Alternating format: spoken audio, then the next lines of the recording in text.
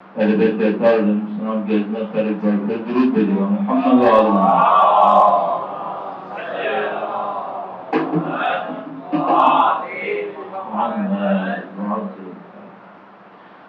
اعوذ باللہ من الشیطان الرجیم بسم اللہ الرحمن الرحیم الحمد للہ رب العالمین والصلاة والسلام علی سید الانبیاء والمرسلین حبیب الہ العالمین ابی القاسم محمد صلی علی محمد وعلی محمد وعلى آله الطيبين الطاهرين سيما بقية الله في الأرضين. قال الله تعالى في كتابه الكريم بسم الله الرحمن الرحيم ونريد أن نمن على الذين استضعفوا في الأرض ونجعلهم أئمة ونجعلهم الوارثين. ایک بار پھر درود بھیجو محمد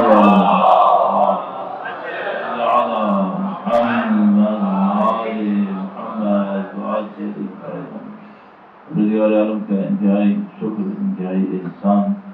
اللہ تعالیٰ نے ہمیں دین کی ہدایت نصیب فرمائی. خدا کا لطف ہے اس نے ہمیں اہل بیت اطہار علیہ السلام کی عقیدت ان کی محبت سے نوازا ہے.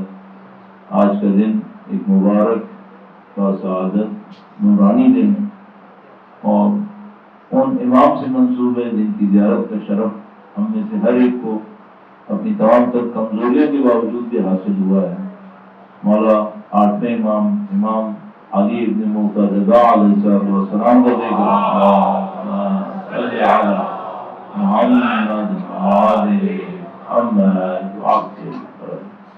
امام کے نام سے منسوب ہے اور امام کے القاب میں سے 10 القاب میں سے ایک لقب یا معین الضعفاء والفقراء، ضعیفوں اور وطن سے دور رہنے والوں کے لیے مدد کرنے والے.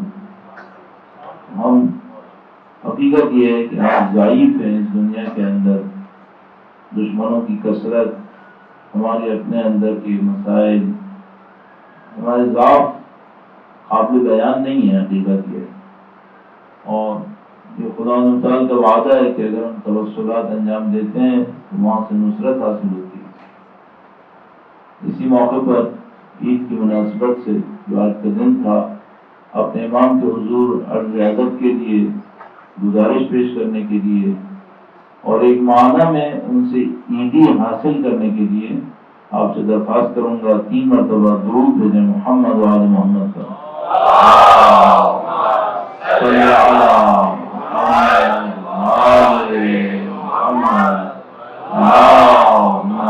صلی اللہ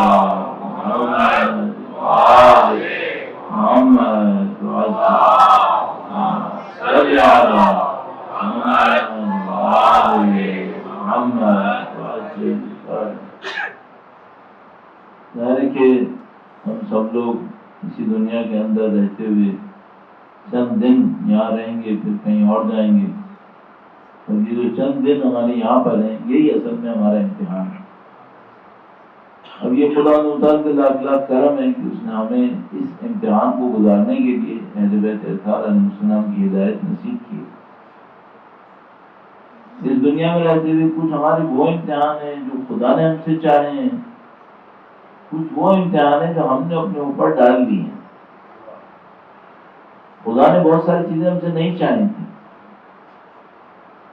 بلکہ الٹا یہ ہوا ہے کہ جو خدا نے ہم سے چاہا تھا وہ ہم نے سوچا کہ یہ تو ہمیں شاید امتحان دینا ہی نہیں، اور جو خدا نے ہم سے نہیں چاہا تھا ہم نے سوچا کہ اصل مقابلہ اسی کا ہے.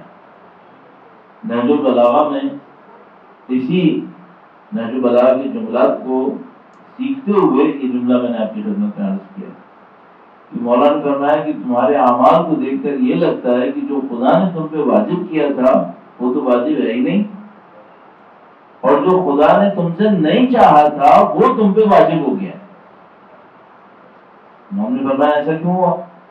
اچھا وہ کیا ہے جو خدا نے چاہا تھا کہ واجب ہے اور ہم یہ سمجھ رہے ہیں کہ یہ تو واجب نہیں ہے؟ اور وہ کون سی چیز ہے جو خدا نے واجب نہیں کی تھی اور ہم یہ سمجھ رہے ہیں کہ یہ واجب ہے؟ صحیح. تو یہ سمجھنے کے لیے کہ ہم کسے واجب سمجھتے ہیں، ہمیں ایک سادہ سا کام کرنا ہوتا ہے. ہمیں دیکھنا ہوتا ہے کوئی آدمی اپنی زندگی میں سب سے زیادہ اہمیت کس چیز کو دیتا ہے، اس کے نزدیک یہ واجب ہے، باقی چیزیں اتنی اہم نہیں ہیں. عید کا کیونکہ مناسبت میلاد کی مناسبت ہے تو میں بعض چیزیں تھوڑی سی موضوع سے ہٹ کے بھی کہہ دوں گا تاکہ اگر عید کا موقع ہے تھوڑا سا انسان کے پاس گنجائش ہوتی ہے. غم کے موقع میں تو گنجائش نہیں ہوتی، عید کے موقع میں گنجائش ہوتی ہے. درود بھیجے گا محمد والا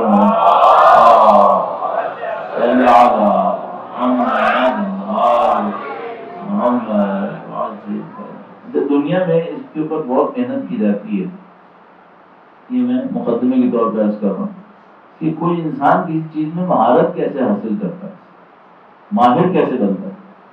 مثلا اب ہمارے کام کو لے لیں آپ،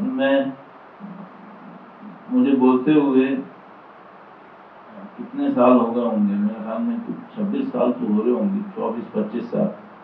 یعنی جو بچے اپنے بچپن میں ہمیں سنتے تھے اب وہ بچے والے ہو گئے تو وہ آتے ہیں بیچارے کبھی کبھی کہتے ہیں مولانا آپ کا جانے کا ارادہ نہیں ہے کیا، ہم لوگ بڑے ہو گئے. تو انسان میں مہارت کب آتی کسی چیز کی؟ مثلا ایک جملہ کہتے ہیں اگر کوئی شخص کسی کام کو 10,000 گھنٹے کر لے، کبھی لوگ کم کہتے ہیں کبھی زیادہ بھی کرتے ہیں، تو وہ اس کو ایسی مہارت پہ لے جاتا ہے جو دنیا میں اور لوگوں کے پاس نہیں ہوتی، کیونکہ اور کسی کے پاس اتنا کرنے کا ٹائم نہیں ہوگا. مثال کے طور پر ایک بہت بڑا پلیئر ہے، نام بھی لینا اچھا نہیں ہے یہاں پہ ایسی چیزوں کا، لیکن بہرحال کرکٹ کا ایک بہت بڑا پلیئر ہے، اس سے پوچھا کہ بھائی آپ اتنے بڑے بیٹسمین کیسے بنے؟ تو اس نے کہا کہ میں کوئی بورن بیٹسمین تھوڑی تھا، ایسے تھوڑی کہ میں پیدا ہوا تھا. بعض لوگوں کے لیے ہم لوگ کہتے ہیں پیدا ایسا ہوا تھا، ایسا کوئی نہیں ہوتا ہے، انسان بنتا ہے نہ کہ وہ پیدا ہی ایسا ہوتا ہے. مثلا اس سے پوچھا آپ کیسے ہوئے؟ اس نے کہا میں ایک سادہ سا کام کرتا ہوں، میں ہر روز مثلا 300 بالیں ہر روز کھیلتا ہوں. ایک اوور میں 6 بالیں ہوتی ہیں میرے خیال میں، تو 300 بالیں کھیلنے کا مطلب ہے کتنے اوور کھیلتا ہے یہ؟ 50 اوور ہر روز. کہنے لگا میں 50 اوور کھیلتا ہوں. تو اس نے مجھے 50 اوور کرواتا کون ہے ہر روز؟ اس نے کرواتا نہیں ہوں، میں دروازے سے، پول سے، کسی بھی راڈ سے بال ٹانگ دیتا ہوں، اسے مارتا ہوں، وہ جاتی ہے واپس آتی ہے، ہر دفعہ نئی طرح سے آتی ہے، تو وہ میرا بالر بن جاتی ہے. اس طرح میں ہر روز مثلا 300 بالیں ضرور کھیلتا ہوں. تو اس نے کہا کہ ہر روز؟ کہنے لگا ہاں ہر روز. کہ مجھے چھٹی نہیں کرتی کہنے لگا. تو اس نے کہا کہ جس رات میری شادی ہوئی اس کے اگلے دن صبح کو جا کے میں نے 300 بالیں کھیلی ہیں، اور جو 300 بالیں کھیلتا ہوں تو پوری کٹ باندھ کے کھیلتا ہوں. ایسے نہیں کہ مثلا پجامے میں کھڑے ہو کر 300 بالیں کھیلیں، نہیں، پوری کٹ باندھ کے بالکل بالر کی طرح جیسے انسان کھڑا ہوتا ہے ویسے کھڑا ہوتا ہوں، 300 بالیں کھیلتا ہوں ہر روز. تو پھر میں یہاں پہنچوں گا. اچھا یہ کوئی اچھمبے کی بات نہیں، کوئی تعجب کی بات نہیں، جو یہ کرے گا وہ ہو جائے گا. اگر کوئی اتنی محنت کرے ہو جائے گا، اس میں کیا مسئلہ ہے؟ اب سوال یہ ہے اب اپنی زندگی کا اصلی وقت کہاں پہ لگا ہے؟ اس سے پتا چلے گا کہ آپ نے کسے واجب سمجھا. تو مثال کے طور پر اگر ایک بچہ فرض کر لیتے ہیں بھائی 8 گھنٹے 10 گھنٹے ویڈیو گیم کھیلتا ہے، اس کا مطلب ہے اس نے اپنی زندگی میں جو واجب سمجھا ہے وہ ویڈیو گیم ہے. یا مثال کے طور پر ایک آدمی کو عام زندگی میں سونے کے لیے، آرام کرنے کے لیے 6 سے 8 گھنٹے کی ضرورت ہوتی ہے. میڈیکل سائنسز میں پہلے لوگ کہتے تھے بائبل کی طرح 8 گھنٹے کم سے کم سونا ہے، اب کہتے نہیں ہے، فضول بات.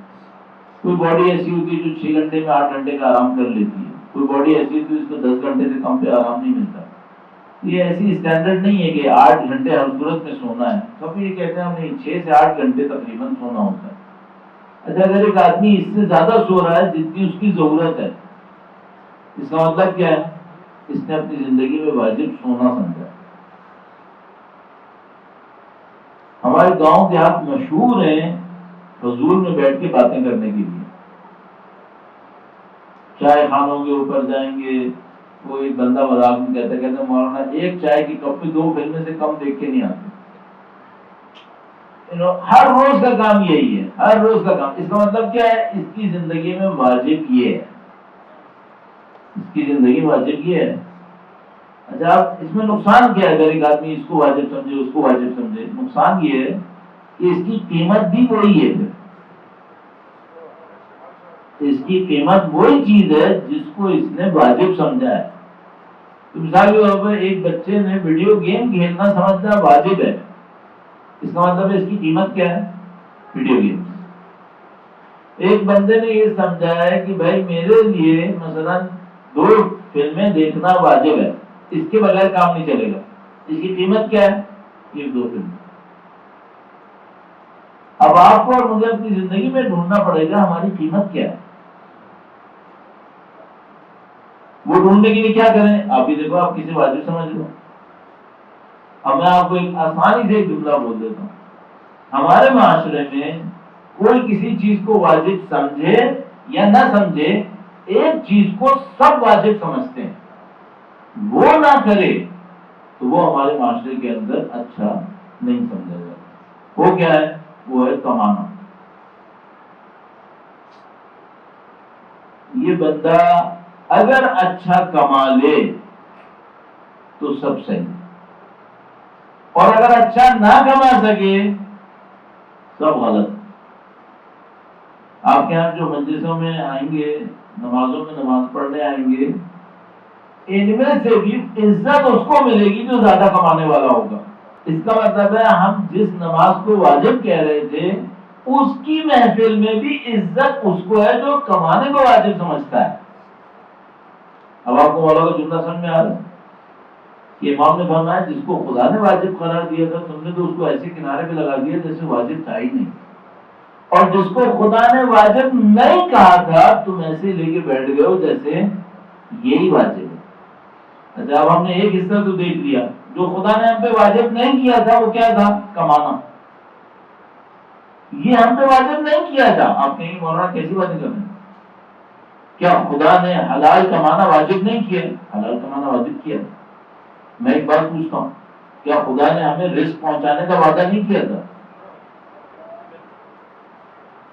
تو اس نے کمانے کا وعدہ نہیں کیا، واجب نہیں کیا ہے، اس نے محنت کرنا واجب کیا ہے. رزق کا وعدہ اس نے اپنے اوپر خود لیا ہوا ہے. اس نے ہم سے نہیں کہا تم کما کے لاؤ، اس نے ہم سے کہا تم اپنی ذمہ داری پوری کرو. لا نسألک رزقا نحن نرزقک، قرآن کریم کی صریح آیت کریمہ. ہم تم سے رزق کا سوال نہیں کر رہے، رزق ہم تمہیں دیں گے. تم کیا آج کیا چھپا رہے گے؟ اچھا ہم نے شروع سے کیا واجب سمجھا ہے؟ کماؤ. جو کمائے گا اس کو عزت ملے گی، جو نہیں کمائے گا عزت نہیں ملے گی. آپ نے بچوں کے اندر دیکھ لو، آپ کا جو بچہ کما کے نہ لائے کیا احترام دو گے اسے؟ کچھ بھی نہیں. اچھا اب مسئلہ یہ کہ آپ کہیں بھائی مولانا کیا آپ ہم سب کو بے روزگار بنانا ہے؟ نہیں، بے روزگار نہیں بنانا ہے، محنت کروانا ہے.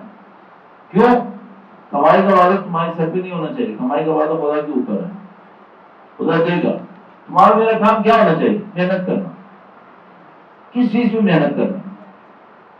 اگر ہم نے یہ سمجھ لیا نا ہمارا کام محنت کرنا ہے، دینا خدا نے ہے، تو ہم میں سے کوئی حرام پہ محنت نہیں کرے گا، ہم سے کوئی حرام پہ نہیں جائے گا. یہ جو ہم نے سمجھا ہے نا کہ کمانا ہماری ذمہ داری ہے، اور حلال سے نہیں ملے گا تو کہاں سے کمائے گا؟ حرام سے کمائے گا. ہم سمجھ رہے ہیں کمانا ہماری ذمہ داری نہیں، کمانا ہماری ذمہ داری نہیں ہے. ہماری ذمہ داری محنت کرنا ہے. کس میں محنت کرنا ہے؟ ظاہر کہ حلال بھی محنت کرنا ہے. باقی دے گا کون؟ خدا دے گا. اس کا وعدہ قرآن کریم کے اندر صحیح وعدہ کیا. اچھا یہ تو وہ ہو گیا جو ہم نے واجب سمجھا اپنے اوپر، جبکہ خدا نے واجب نہیں کیا تھا. جو خدا نے واجب کیا تھا وہ کیا تھا؟ جو خدا نے واجب کیا تھا وہ کیا تھا؟ آپ کہیں گے نماز پڑھنا، روزہ رکھنا، حج پہ جانا. پیسوں کی تو بات ہی نہ کرو ورنہ معاملہ ویسے ہی خراب ہو جائے گا. تو میں جب بھی فروع دین بھی گنانے لگتا ہوں نا، نماز روزہ حج بس ادھر تک آتا ہوں، زکات خون جہاد وغیرہ کی بات نہیں کرتا. کہتا ہوں وہ جیسے نام سنیں گے ان کا موڈ خراب ہو جائے گا. اور جہاد تو خیر چھوڑ دو، پھر تو پوری دنیا کا موڈ خراب ہو جاتا ہے. ہم سمجھ رہے ہیں یہ واجب ہوگا، ہاں یہ واجب ہے، اس سے زیادہ بھی ایک اور چیز واجب ہے. وہ کیا ہے؟ مجھے آپ کی خدمت میں عرض کرنا ہے، اس کی مناسبت سے ایک دو روایتیں عرض کرنی ہے. درود بھیجے گا محمد وعلی محمد.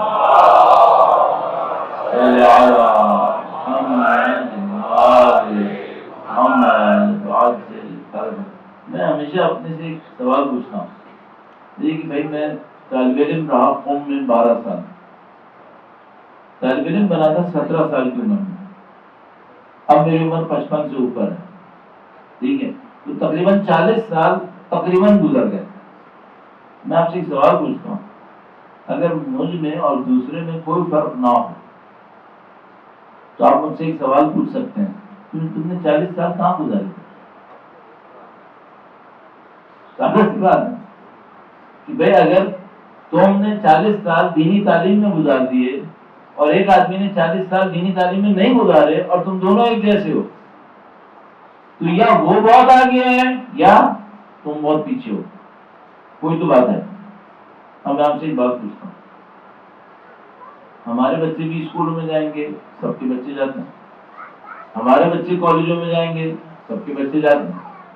ہمارے بڑے گورنمنٹ کی جابس میں جائیں گے، سب کے جاتے ہیں. ہمارے بڑے پرائیویٹ جابس میں جائیں گے، سب کے جاتے ہیں. ہمارے بندے کچھ لوگ کاروبار کریں گے، باقی لوگ بھی کرتے ہیں. تو اہل بیت کا ماننے والا ہونے میں فرق کہاں پڑتا ہے؟ اچھا منفیات کو تو میں نے کہا نہیں، باقی لوگ بھی دھاندلی کرتے ہیں، ہم بھی کرتے ہیں.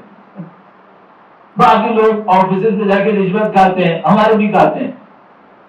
بلکہ ہمارے یہاں مشہور ہے ہمارے دوستوں میں، وہ کہتے ہیں بھائی اگر کسی آفس میں کام کروانا ہو نا تو کسی اہل بیت کے ماننے والے کے پاس نہ جانا، وہ دوستی میں رکھ کے کاٹے گا. پھر فرق کیا ہے؟ آپ خود سوال کرو اپنے آپ سے کہ بھائی باقی لوگ بھی یہی سب کچھ کرتے ہیں جو آپ کر رہے ہیں، میں کر رہا ہوں، تو وہ جو ہم اہل بیت کے ماننے والے ہیں فرق کہاں ہے؟ اچھا ابھی آپ نے سوچا تھا کہ بھائی اگر میں 40 سال دینی طالب علم رہا ہوں، مجھ میں دوسرے میں فرق نہیں، تو بیکار کے 40 سال کے کہاں گزارے تھے؟ میں آپ سے سوال کرتا ہوں فرق کہاں ہونا چاہیے تھا؟ اب میں چند فرق آپ کی خدمت میں عرض کرتا ہوں جس کو ہم لوگ کہیں گے، اور اس کے بعد دیکھتے ہیں کہ وہ ہم سے کیا فرق مانگ رہے ہیں. درود بھیجے گا محمد علیہ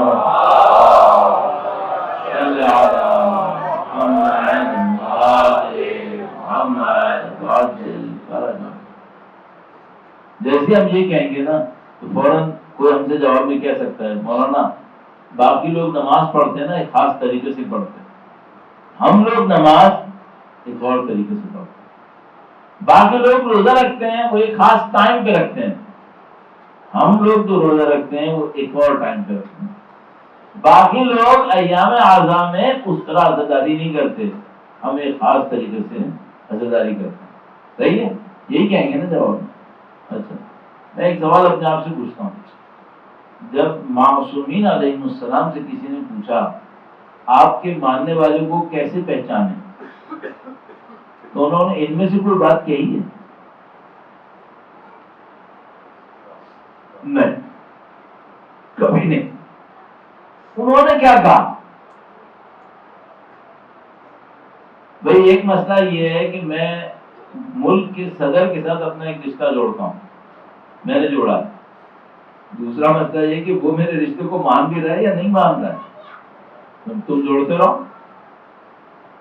میں نے ان سے ایک رشتہ جوڑا ہے، کس بات پر؟ میں ہاتھ کھولتا ہوں دوسرے ہاتھ باندھتے ہیں، میں 5 منٹ بعد کھولتا ہوں روزہ، وہ لوگ 5 منٹ پہلے کھولتے ہیں. مثلا انہوں نے اس رشتے کو رشتہ مانا ہے؟ انہوں نے کسے رشتہ مانا ہے؟ پھر بات میں نہیں ہے نا، یہ تو میں رشتہ جوڑ رہا ہوں. میں ایک روایت عرض کرتا ہوں کہ بھائی انہوں نے کہا ہے کہ ہمارے والا بندہ یہ ہوگا،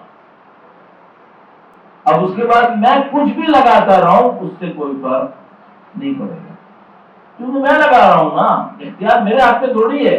میں کہہ رہا ہوں میرے بادشاہ سے ایک رشتہ ہے، او بھائی وہ تو پوری دنیا بولے گی، یہ بتاؤ بادشاہ اس رشتے کو مان بھی رہا ہے یا نہیں مان رہا ہے، تم کر دو.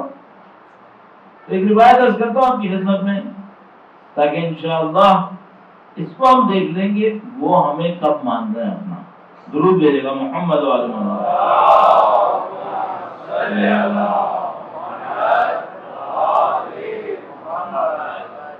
ایک آپ سے درخواست کروں گا اس سے پہلے کہ بھول جاؤں، اگر آپ پورا ایک دن گزار لیں اور کسی دن ایک دن میں ایک روایت بھی اہل بیت کی نہ پڑھیں نہ سنیں، میں گارنٹی سے کہہ رہا ہوں یہ دن آپ نے ضائع کیا. گارنٹی سے کہہ رہا ہوں. اگر کوئی دن آپ نے گزارا ہو 24 گھنٹے اور اس میں کوئی ایک روایت نہیں سنی، کوئی ایک روایت نہیں پڑھی، اس کا مطلب کیا ہے؟ یہ دن تم نے ضائع کیا. تم ایک خزانے کے اوپر بیٹھے تھے، دنیا بھر کے سامنے کہتے رہے کہ میں فقیر ہوں، میں فقیر ہوں، میری مدد کرو، اور تم نے اس خزانے سے نہیں نکالا. اب یہ ہمارے بچے مر رہے ہیں، کسی کو وہاں ایڈمیشن چاہیے، کسی کو یہاں ایڈمیشن چاہیے، کسی کو یہ کرنا ہے، کسی کو وہ کرنا ہے، کوئی کسی کے جوتے چاٹ رہا ہے نوکریاں لگوانے کے لیے، کوئی کسی کے پاس جا کے غلام بنا کھڑا ہے پتہ نہیں کوئی پوسٹ لینے کے لیے. یہ کیوں نہیں سوچتے ہیں مت ہو گئے ہم لوگ کہ جو خزانہ انہوں نے کیا تھا اس کو کیوں نہیں استعمال کر رہے؟ یہ روایتیں کیا صرف انہوں نے فقہاء کے لیے دی تھی؟ اچھا، ہماری 4 اصلی کتابیں ہیں، ان میں سے ایک کتاب ہے من لا یحضرہ الفقیہ. اس کا مطلب کیا ہے؟ کوئی ایک مجھے بتائے گا اس جملے کا ترجمہ کیا ہے؟ من لا یحضرہ الفقیہ، جہاں پہ فقیہ نہ ہو. اس کا مطلب یہ کتاب کس کے لیے ہے؟ جو فقیہ نہیں ہے. آپ فقیہ ہیں؟ آپ کے لیے ہے یا نہیں ہے؟ کب پڑھیے؟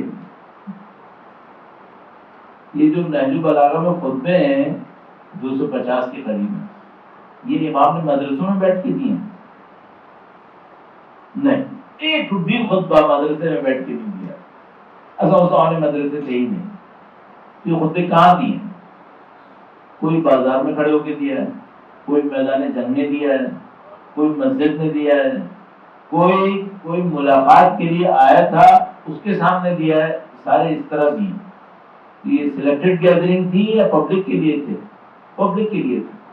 ابھی دیکھو کچھ سمجھ میں آ رہا ہے اس میں سے؟ ہم نے کیا کیا اپنے ساتھ؟ کیوں اپنے آپ کو دور کیا؟ دنیا بھر کی علم غلم موبائل کے اوپر پڑھنے کو تیار ہے، ایک روایت پڑھنے کو تیار نہیں. کیا ستم کیا ہے؟ اچھا، کاش ایسا ہوتا، البتہ وہ خود ایک بدبختی ہوتی، لیکن کاش ایسا ہوتا کہ دنیا میں ہی بہتر ہو جاتے. وہ بھی نہیں ہوئے، وہ بھی مصیبت کے مارے. بھائی کاش دنیا ہی بنا لیتے، وہ بھی نہیں بنائی. تو نہ آخرت بنائی نہ دنیا بنائی، تو بنایا کیا؟ اور اس کے بعد دعوے دار کیا ہیں؟ دعوے دار یہ کہ ان کی ماننے والے وہ بندہ خدا. یہ دعویٰ ایک طرفہ کیوں کر لو؟ 2 طرفہ کرو. ان سے بھی تو پوچھو کہ آپ کا ماننے والا ہے کون. تب یہ روایت دیکھیں، یہ روایت مولا 5ویں سرکار امام محمد باقر علیہ السلام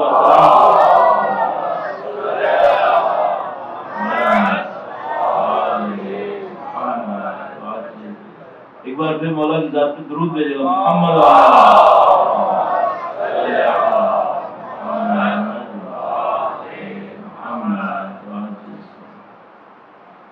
یہ جملے میں نے امام کے جملوں سے سیکھ کر کہے تھے. آپ سے جملے ابھی سخت لگے نا آپ کو، امام کی جملے سے. امام نے فرمایا کیف من انتحل قول الشیعہ واحبنا اہل البیت. اے جابر، یہ جابر ابن یزید جوفی بھی ہو سکتے ہیں، کم امکان ہے جابر ابن عبداللہ انصاری وہ بھی ہو سکتے ہیں. 5ویں امام کے زمانے میں موجود تھے جابر، لیکن یہ بے احتمال قوی جابر ابن یزید جوفی ہوں گے. وہ ان کا مقام بہت روایتیں ان سے بہت زیادہ ہیں مولا 5 امام سے. کیف من انتهل قول الشیعہ، اے جابر جو شخص شیعہ ہونے کا دعوے دار ہے، کیا اس کے لیے کافی ہے کہ صرف یہ کہے کہ ہم اہل بیت کے چاہنے والے ہیں؟ یہ کافی ہے؟ امام سوال فرما رہے ہیں یہ کافی ہے؟ ظاہر ہے امام فرما رہے ہیں کہ نہیں، یہ کافی نہیں ہے. صحیح. کیف من انتهل قول الشیعہ، کیا یہ صحیح ہوگا شیعہ کا یہ کہنا احبنا اہل البیت کہ میں اہل بیت کا چاہنے والا ہوں؟ اس کے بعد فرمایا واللہ، خدا کی قسم. اللہ اکبر. امام معصوم خدا کی قسم کھائی. صحیح بات میں وزن بڑھتا ہے نہیں بڑھتا؟ امام معصوم قسم نہ بھی کھائے حجت ہے، ایک کلمہ بولے حجت ہے، اور قسم خدا کی کھانی. پس منظر میں ایک اذان ہو رہی ہے، درود پہ دیو محمد علیہ صلی علی محمد. فواللہ ما شیعتنا الا من اتقى اللہ واتاه، خدا کی قسم کوئی ہمارا شیعہ نہیں ہے سوائے اس کے جس نے اللہ کا تقوی اختیار کیا ہو، اللہ کی اطاعت کی. ہمارا شیعہ نہیں. وما كانوا يعرفون يا جابر الا بالتواضع والتخشع والانابه وكثرة ذكر الله والصوم والصلاة والبر بالوالدين وتعاهد الجيران من الفقراء وذوي المسكنة والغارمين والإيتام وصدق الحديث وتلاوة القرآن وكف الألسن عن الناس إلا بالخير. امام نے فرمایا یہ نہیں ہوگا جب تک کہ ایسا نہ ہو. کیسا نہ ہو؟ ایک ایک کر کے میں خدا کی قسم ہمارا شیعہ بس وہ ہوگا کہ جو اللہ کا تقوی اختیار کرے، اللہ کی اطاعت کرے. اور اے جابر ان لوگوں کی پہچان اس کے سوا اور نہیں ہے. اب امام پہچان فرمائیں گے ان لوگوں کی پہچان یہ ہے. اچھا آپ اور میں ایک کام کر سکتے ہیں، دل ہی دل میں ڈھونڈنا یہ ہم میں ہے. امام نے کہا یہ پہچان ہے، تم نے پہچاننا ہے نا، یہ دل یہ ہے میں نہیں. وما كانوا يعرفون یا جابر، ان کو پہچان نہیں پاؤ گے جابر سوائے اس سے. کس سے؟ نمبر 1 التواضع، یہ تکبر نہیں دکھائیں گے، تکبر نہیں دکھائیں گے. اچھا کس چیز کا تکبر نہیں دکھائیں گے؟ کسی بھی چیز کا نہیں. پیسے کا دکھائیں گے؟ پیسہ بدترین چیز ہے تکبر دکھانے کی. دنیا میں پاکیزہ ترین چیزیں اگر دنیا میں کوئی ڈھونڈے یا علم ہے یا تقوی ہے. ان پر بھی تکبر دکھائے تو ذلیل ہے، اور اگر کوئی پس چیز پہ تکبر دکھائے وہ تو ذلیل پھر ذلیل ہے. بھائی دنیا میں سب سے پاکیزہ چیز کیا ہے؟ تقوی. اور پاکیزہ چیز کیا ہے؟ علم ہے. اگر کوئی علم اور تقوی پر تکبر دکھائے تو کیا مقام ہے اس کا؟ شیطان کے برابر.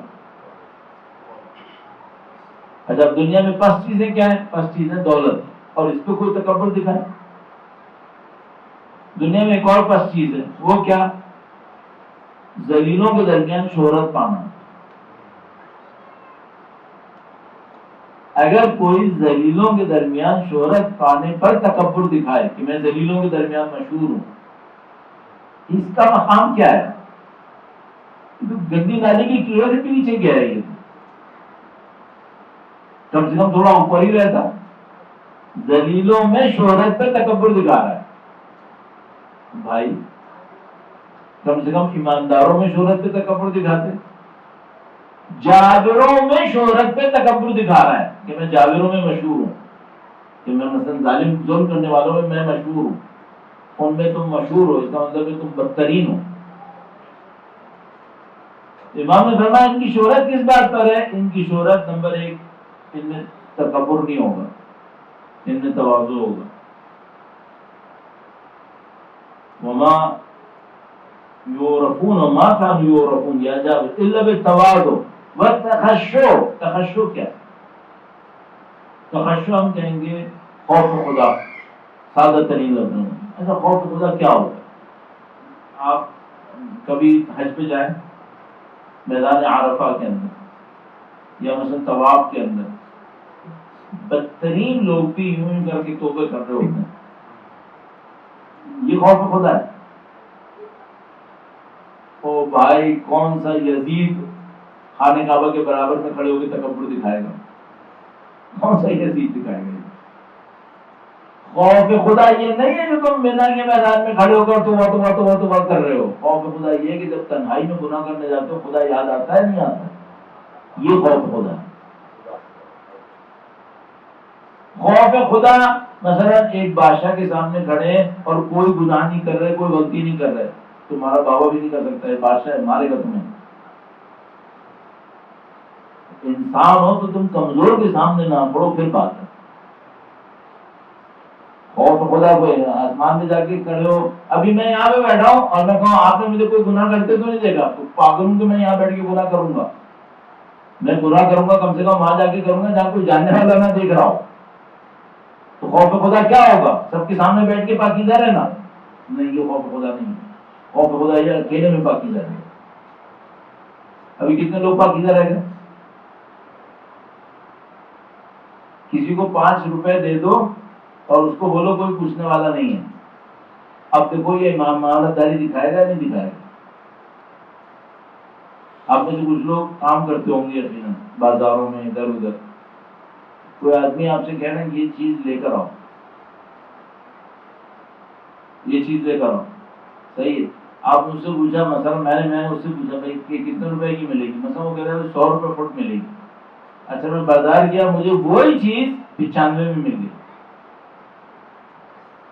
صحیح. اب وہ کیا توقع کر رہا ہے کہ کتنے ملے گی؟ اس اپنی زبان سے کہا 100 روپے ملے گی، صحیح. اور مجھے مل گئی 95 میں، ٹھیک ہے. اب میں وہی لوں گا اور دکاندار سے کہوں گا 100 کی رسید بنا، 100 کی رسید بنائے گا. میں اس کے پاس کہوں گا وہ 100 اس کو پکڑاؤں گا 100 کی رسید، سوال کرے گا مجھ سے؟ خود منہ سے کہا تھا 100 کی ملے گی، صحیح ہے. کیا بیچا میں نے 5 روپے پہ اپنا دین بیچا. کیوں؟ کیونکہ یہ وہ بات تھی جو صرف خدا جانتا تھا. جی میں نے بیچ دیا. اس آدمی نے مجھ پہ بھروسہ کیا تھا، مجھے 5 روپے کا چونا لگانے کا موقع ملا، میں نے لگا دیا. اس کے بعد میں گالیاں دیتا ہوں سیاست دانوں کو کہ یہ کتنے ذلیل لوگ ہیں، یہ ملک کا پیسہ کھا رہے ہیں. تم کو 5 روپے کا موقع ملا، تم نے چھوڑا تھا؟ ان کو کیوں گالیاں دے رہے ہو؟ عالم یہ ہے مسجد کے کام کے لیے کسی آدمی کو 4 روپے دے دو نا، اب بس بھول جاؤ، یہ واپس نہیں لائے گا. یہ جب تک پورا بل نہیں بنائے گا واپس نہیں لائے گا.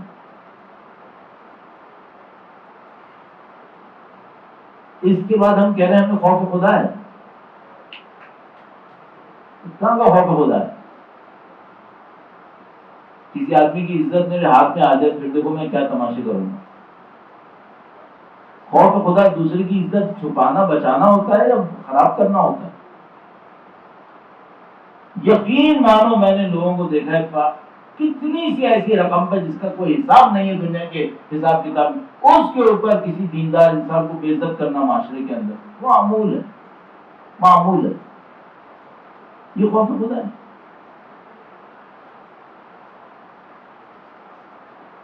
کہاں کا خوف خدا ہے؟ اچھا ہم نے سمجھا ہے کہ کیونکہ ہماری مسجد کا نام یہ ہے نا، ہماری شناخت کے لیے کافی.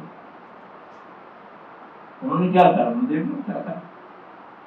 انہوں نے فرمایا کیا ان کی پہچان صرف کس سے ہوگی؟ انہوں نے فرمایا پہچان ہوگی تواضع سے. ان میں تکبر نہیں ہوگا، تواضع دکھائیں.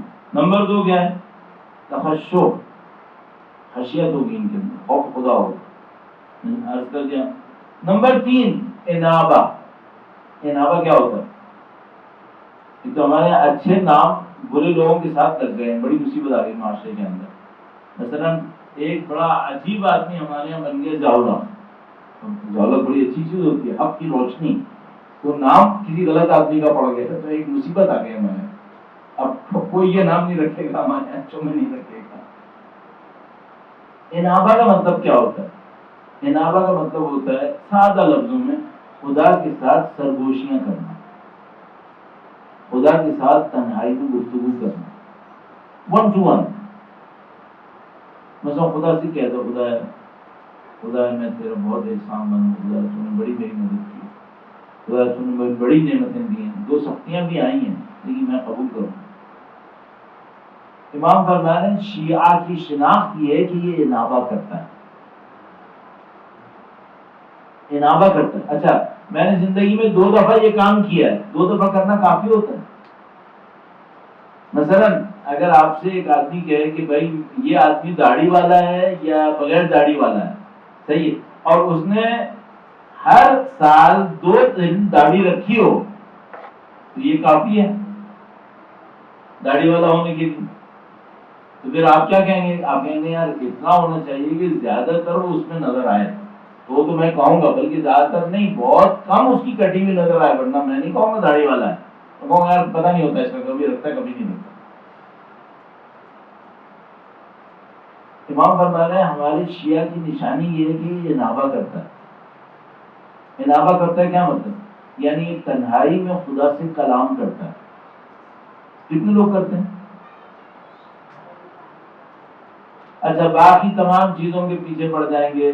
مولانا ہمارے یہاں کتابیں نہیں ہیں نا اس لیے ہمیں پتہ نہیں چلتا، اور جناب ہمارے یہاں عالم نہیں ہے اس لیے معاملہ خراب ہو گیا. یہ جو ہے نا ذاکری یہ سب دین بیچ گئے. اچھا وہ صحیح ہے. یہ تم خدا سے کلام کرو، اس میں تمہیں کتاب چاہیے؟ اس میں تمہیں پہلے حج کرنا ہے کیا؟ پی ایچ ڈی کرنا ہے؟ پہلے کیا کرنا ہے؟ کچھ بھی نہیں کرنا ہے، اکیلے میں بیٹھو خدا سے کلام کرو. اس میں کیا چاہیے؟ کیوں نہیں کرتے؟ اللہ جانتا ہے.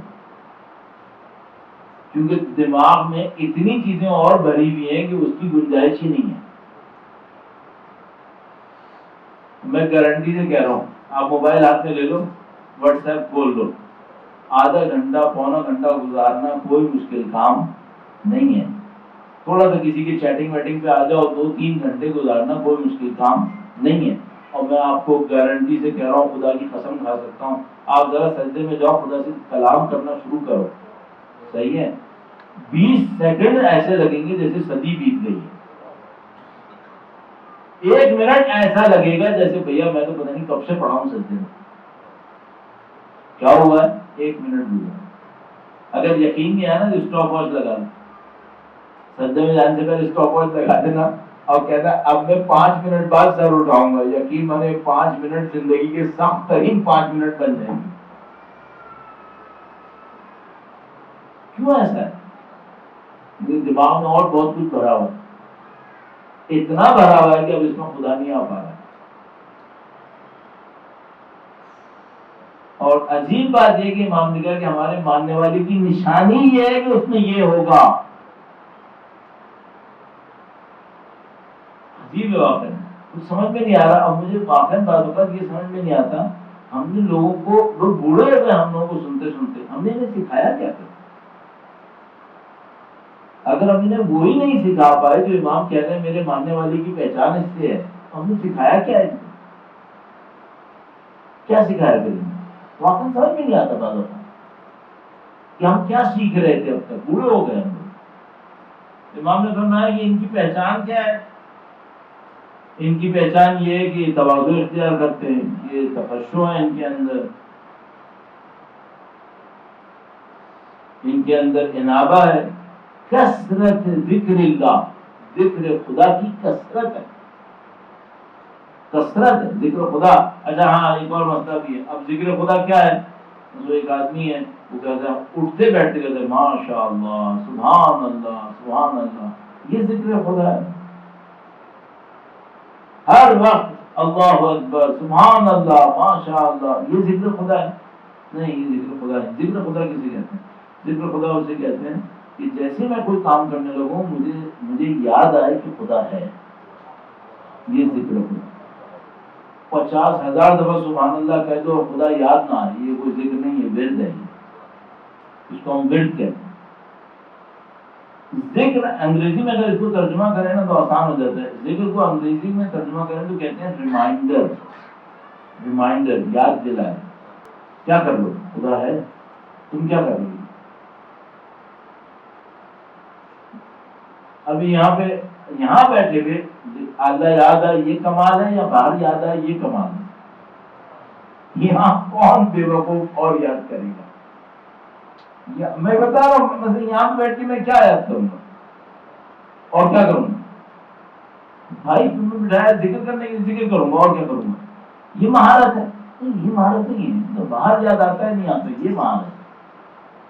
باہر خدا یاد آتا ہے نہیں آتا. اچھا کہاں یاد آنا چاہیے؟ مثلاً آپ آفس میں بیٹھے ہیں، ایک بندہ خدا آپ کے پاس آیا، آپ کو بتائیں مسکین آدمی ضعیف کچھ نہیں کر سکتا، میں سب کچھ کر سکتا ہوں اس کے ساتھ. یاد آتا ہے خدا کی کمزور کے اوپر رحم کرنا؟ یاد آتا ہے؟ مثلا ایک رشتے دار ہے کمزور ہے، رشتے داروں میں بھی طاقت اور کمزوری کس پہ آج کل؟ پیسے پہ. اور کس پہ؟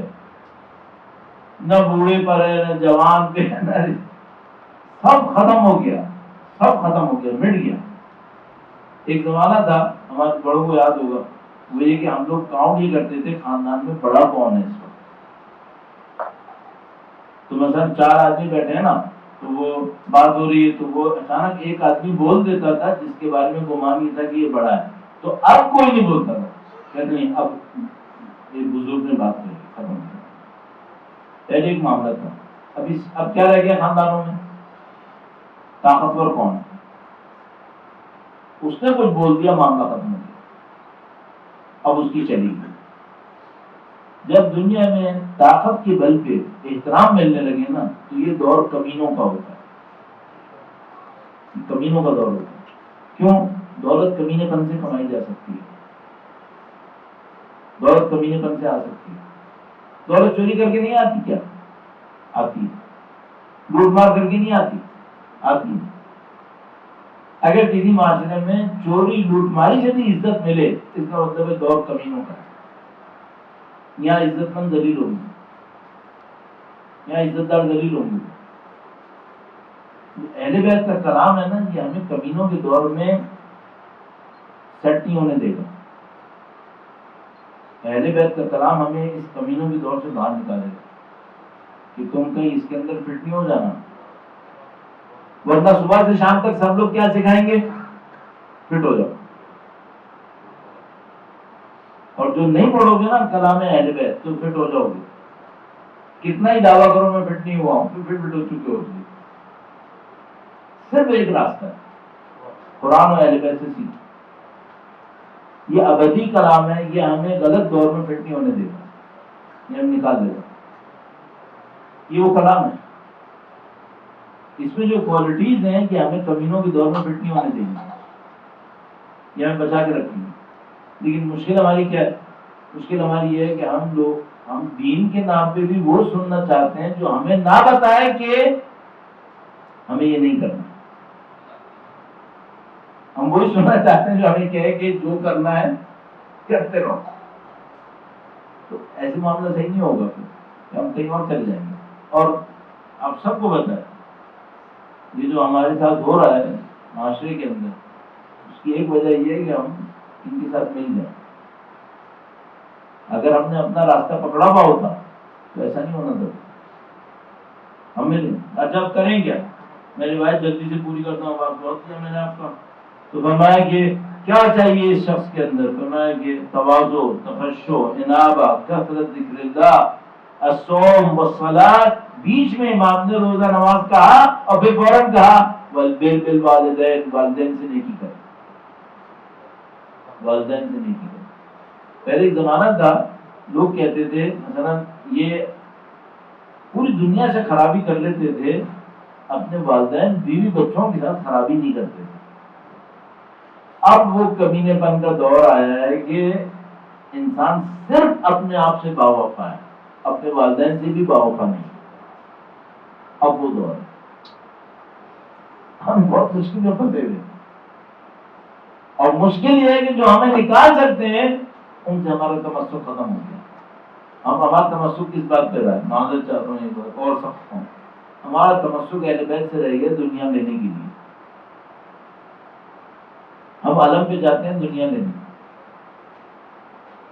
زیارتوں پہ جاتے ہیں دنیا لینے. انہیں ہمیں ہماری دنیا تقسیم کرنے کے لیے بھیجا گیا تھا. دنیا کی کون سی چیز اہل بیت کی جانوں کے خون کے ایک قطرے کے برابر بھی ہے. کون سی چیز ہے؟ کسی خون کے ایک قطرے کے برابر بھی دنیا نہیں ہے. اس دنیا کو دینے کے لیے بھیجے گا خدا ہے. کیسے ہو سکتا ہے؟ جس دنیا کی ذلت کو وہ بیان کر رہے تھے وہ دنیا دینے ہمیں آئیں گے. اچھا ہمارا ان سے تعلق کیا رہ گیا؟ دیکھو اس کو ہمارا حشر کیا ہوا. امام نے فرمایا کہ کثرت ذکر اللہ والصوم والصلاۃ والبر بالوالدین، اور آگے خطرناک تعاہد الجیران من الفقراء وذوی المسکنہ. اور یہ شخص اس کی پہچان کیا ہوتی ہے؟ اس کی پہچان یہ ہوتی ہے کہ اپنے ہمسایوں میں کمزوروں اور مسکینوں کا یہ خیال رکھتا ہے. کمزوروں مسکینوں کا خیال رکھتے ہیں. اب ایک اور مصیبت ہے، ہم ہر چیز میں ایک عجیب مشکل آ گئی. کمزور مسکین کا خیال رکھتا ہے اور جو دیتا ہے واٹس ایپ پہ ڈالتا ہے میں نے دیا ہے.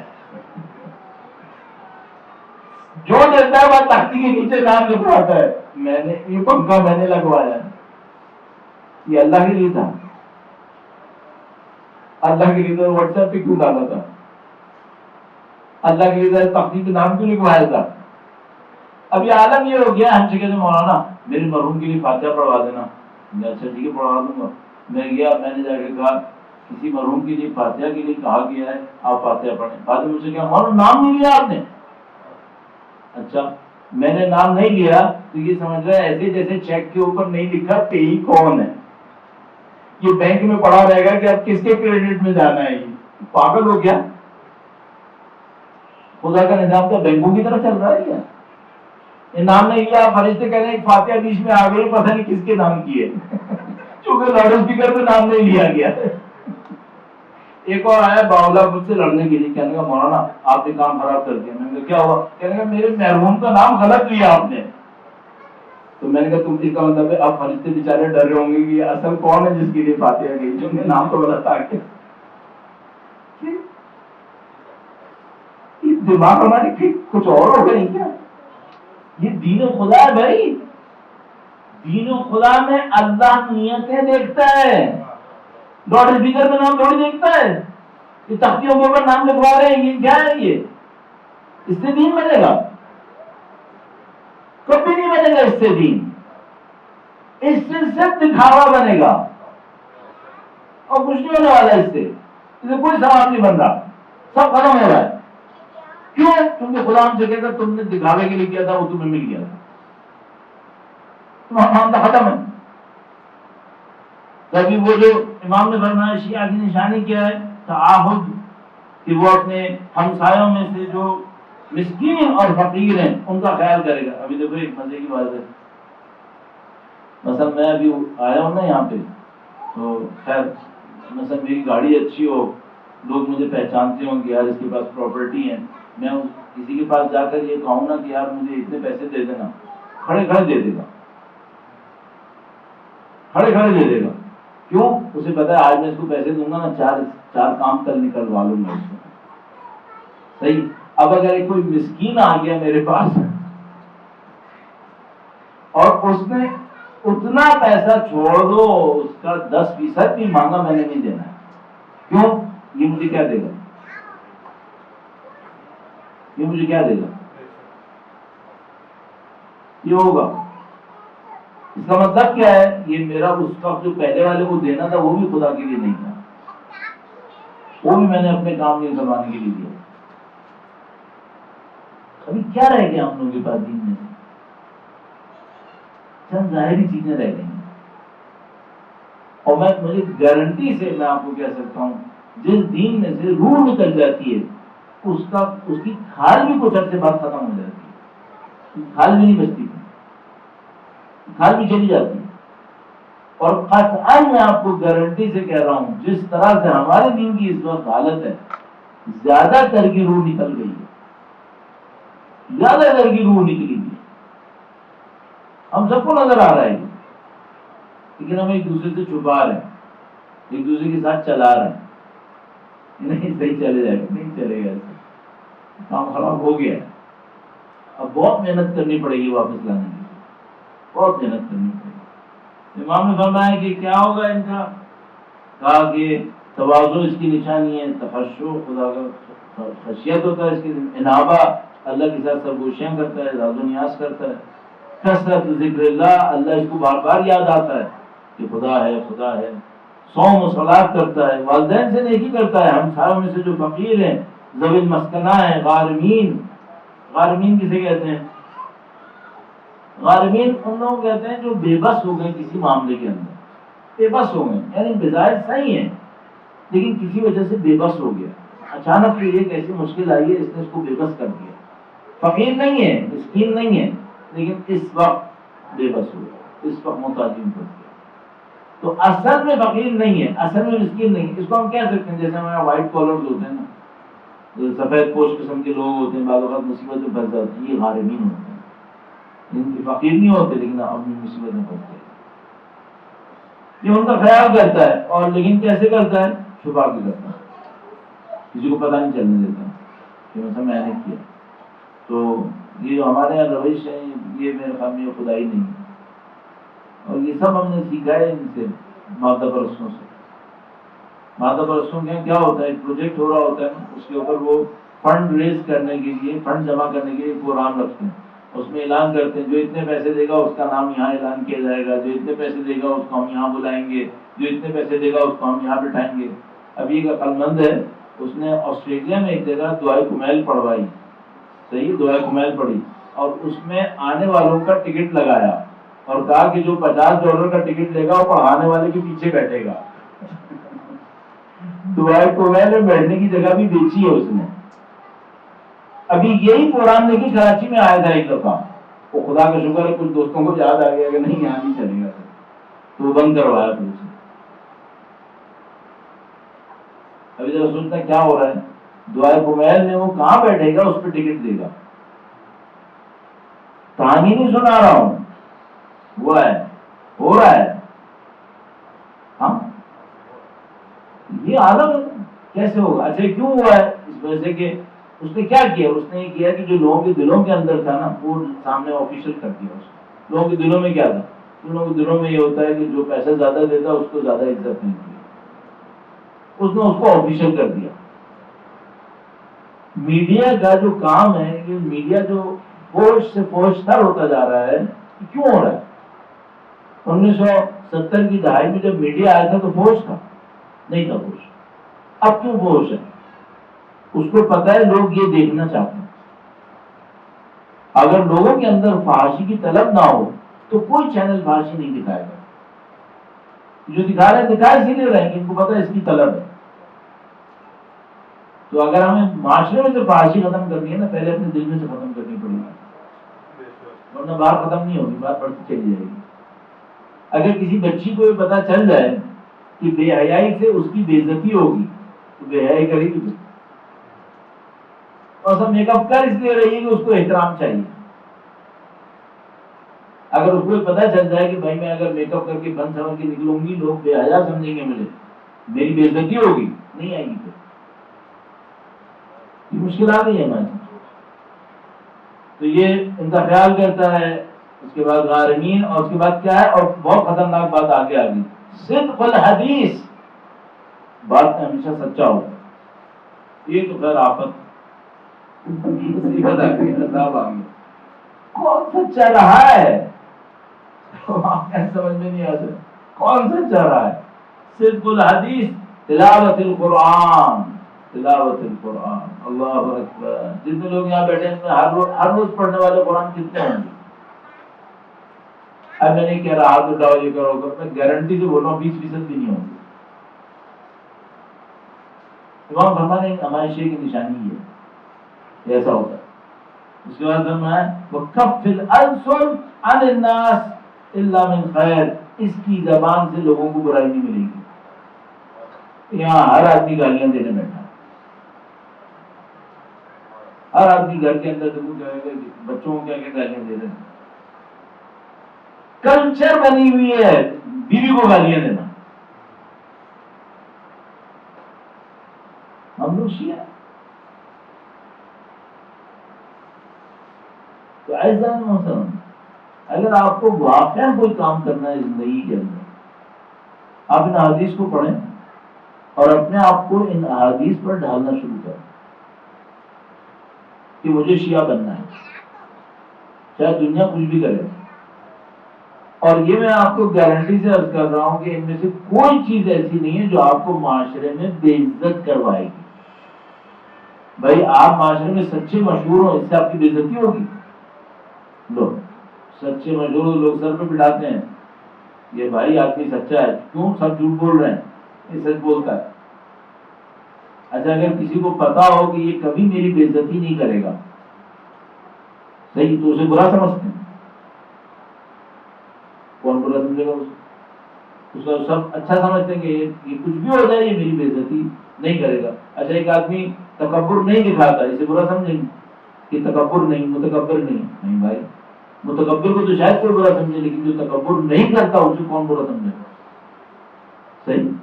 اس میں دنیا کا بھی فائدہ ہے ہمارا. تو ابھی ہم جس راستے پہ چلے ہیں نہ اس میں دنیا مل رہی ہے، دین تو ہے ہی نہیں اس میں. آخری بات ایک اور حدیث عرض کر دوں. مولا امام دوم امام حسن مصطفیٰ علیہ السلام،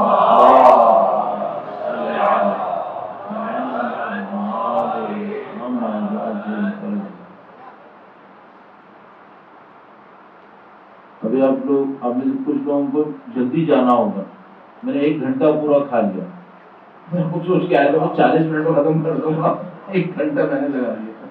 اور کچھ لوگ اپنے دل میں کہیں یار کسی بھی مولوی کو مائک دے دو تو چھوڑتا نہیں ہے، یہ بڑی مصیبت ہے. یہ حدیث تھوڑی سی لمبی تھی، اس وجہ سے تھوڑا زیادہ ٹائم لگ گیا. آخری حدیث عرض کرتا ہوں.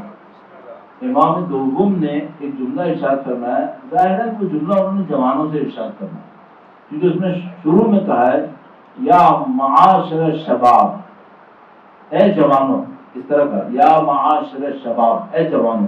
اس کا مطلب ہے امام نے جہاں جملہ کہا ہے وہاں پہ جوان زیادہ بیٹھے ہیں. صحیح. انہوں نے کہا یا معاشر الشباب، خدا کی قسم ہم نے دیکھا ہے کہ کوئی دین کے پیچھے گیا ہو تو خدا نے اس کو دنیا بھی دے دی. امام نے فرمایا خدا کی قسم ہم نے دیکھا ہے کہ کوئی دین کے پیچھے گیا ہو تو خدا نے اس کو دنیا بھی دے دی. اس کے بعد فرمایا خدا کی قسم ہم نے نہیں دیکھا کہ کوئی دنیا کے پیچھے گیا اور دین لے پایا. ہم نے نہیں دیکھا. اللہ دوبارہ عرض کرتا ہوں، فرمایا خدا کی قسم ہم نے دیکھا ہے کہ کوئی دین کے پیچھے گیا اور اس کو خدا نے دنیا بھی دے دی. اور خدا کی قسم ہم نے نہیں دیکھا کہ کوئی دنیا کے پیچھے گیا ہو اور اس کو دین ملا ہو. یہ نہیں دیکھا. تو آپ اپنا فیصلہ خود کرو، آپ نے کس کے پیچھے جانا ہے. اور یہ دو پیچھے جانے والے اتنے علیحدہ ہیں کہ آپ کبھی دھوکے میں نہیں رہنا کہ مجھے نہیں پتا چل رہا میں دنیا کے پیچھے ہوں یا دین کے پیچھے. نہیں، اس میں کوئی دھوکہ نہیں. یہ لائنیں یوں ہیں، یہ ایسی نہیں ہے کہ آگے جائے گی نہیں، بالکل یوں لائن. جو دین کے پیچھے ہوتا ہے اس کی لائن کچھ اور ہے، جو دنیا کے پیچھے ہوتا ہے اس کی لائن کچھ اور ہوتی ہے. یہ دو ایسے دھوکے میں نہیں آنا، کوئی اپنے آپ کو دھوکہ نہ دے. اللہ سے دعا کرتے ہیں خدا ہمیں دین پہ رہنے کی سعادت نصیب فرمائے. خدا ہم سے دعا کرتے ہیں پاک پروردگار بحق مولا امام رضا، بحق ان کے اجداد کے، بحق ان کے اولاد طیبہ و طاہرہ کے اس قریب کو ہم سے قبول فرما. اے پاک پروردگار بحق نبی اولاد نبی، بحق قرآن کریم ان کی نورانیت سے ہمارے دلوں کو منور فرما. اے پاک پروردگار بحق نبی اولاد نبی، بحق قرآن کریم ہمارے اور ہمارے تمام مرحومین کے تمام گناہ صغیرہ و کبیرہ کی مغفرت فرما. اے پاک پروردگار تجھے واسطہ نبی اولاد نبی کا، اور تجھے واسطہ قرآن کریم کا، تجھے واسطہ اہل بیت اطہار علیہ السلام کی عظمت کا، ان کے پیغام کو دنیا کے کونے کونے تک پہنچانے کی سعادت نصیب فرما. جو دنیا کے اندر مشکلات سے دوچار ہیں، حق اہل بیت اطہار علیہ السلام ان مشکلات سے آزادی و رہائی نصیب فرما. جو بے گناہ جیلوں کے اندر ہے آزادی و رہائی نصیب فرما.